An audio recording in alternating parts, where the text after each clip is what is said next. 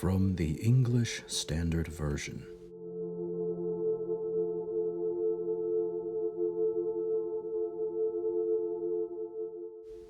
On the third day, Esther put on her royal robes and stood in the inner court of the king's palace, in front of the king's quarters, while the king was sitting on his royal throne inside the throne room opposite the entrance to the palace. And when the king saw Queen Esther standing in the court, she won favor in his sight, and he held out to Esther the golden scepter that was in his hand. Then Esther approached and touched the tip of the scepter. And the king said to her, "What is it, Queen Esther? What is your request? It shall be given you, even to the half of my kingdom." And Esther said, "If it please the king, let the king and Haman come today to a feast that I have prepared for the king." Then the king said, "Bring Haman quickly, so that we may do as Esther has asked." So the king and Haman came to the feast that Esther had prepared. And as they were drinking wine after the feast, the king said to Esther, "What is your wish? It shall be granted you. And what is your request? Even to the half of my kingdom it shall be fulfilled."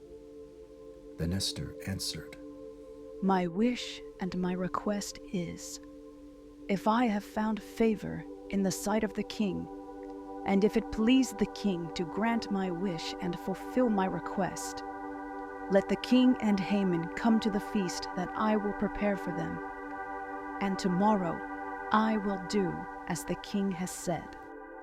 And Haman went out that day joyful and glad of heart. But when Haman saw Mordecai in the king's gate, that he neither rose nor trembled before him, he was filled with wrath against Mordecai. Nevertheless, Haman restrained himself and went home, and he sent and brought his friends and his wife Zeresh. And Haman recounted to them the splendor of his riches, the number of his sons, all the promotions with which the king had honored him, and how he had advanced him above the officials and the servants of the king. Then Haman said, "Even Queen Esther, let no one but me come with the king to the feast she prepared. And tomorrow also I am invited by her, together with the king. Yet all this is worth nothing to me, so long as I see Mordecai the Jew sitting at the king's gate."